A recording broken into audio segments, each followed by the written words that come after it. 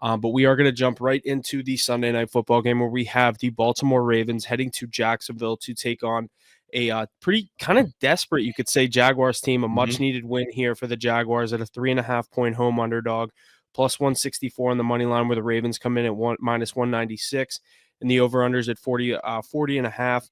Trevor Lawrence, obviously, last week coming off an injury. We didn't know if he was going to play in Cleveland. He played. It was a pretty high-scoring game. They couldn't get the job done. This is a must-needed win for the Jaguars at home. I actually think the Ravens can afford to drop one. I know they don't want to. Obviously, want to secure up that 1 seed. I'm going to take the points with the home underdog here. I don't think they'll win the game.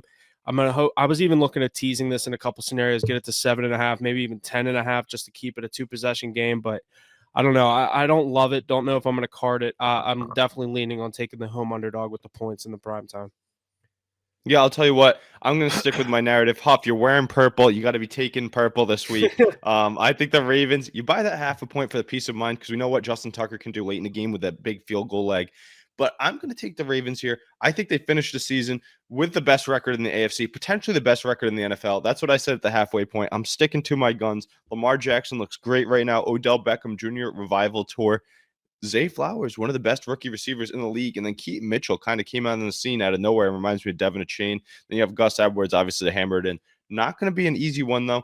That Jaguars defense is something to be worried about. They're one of the top underrated defenses in the league, in my opinion. And then Trevor Lawrence, I thought he was out for a few weeks with that injury a couple weeks ago. Ended up playing last week. I know he didn't have his best game, but I think that he's able to have a good game once again. It's going to be competitive. I think both teams put up over 20 points, and it's going to be whoever can get above that 24-point threshold that's going to win this one. I think the Ravens take this one in the prime time. Roquan Smith leading that defense. They're playing lights out. If you got fantasy props today, I'd look at an Odell Beckham Jr. reception prop, maybe even a touchdown. You can find great odds there. Isaiah Likely, too, Huff. You've seen him jump on a team, Coastal Carolina product, taking in that Mark Andrews role. I thought they were kind of dead in the water without him. I know it kind of hurts them in the playoffs down the road, but Likely stepping in and looking like he can do what he does best.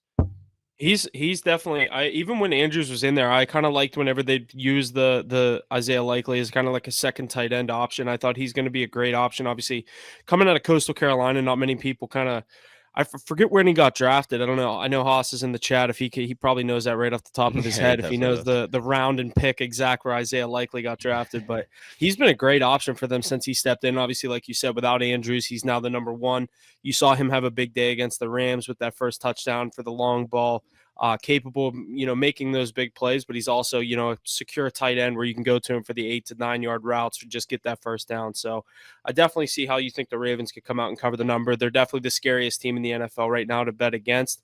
Last week, I liked the Rams with the points. I didn't take it. They did cover, but lost in the overtime on the punt return by the Ravens. So I lean the Jags. Don't know if I'm going to go with it, but yeah, I think this is definitely going to be a great Sunday night football matchup. You're going to see the Jacksonville fans, jumping in the pool. Might see RG3 jump in one. I know that's Thursday night football, but yeah, that was ridiculous whenever he did that. And then they lost as a 8-point favorite to Cincinnati. That was brutal. But yeah, so I think I don't know if I'm going to go with the Jaguars on this game, but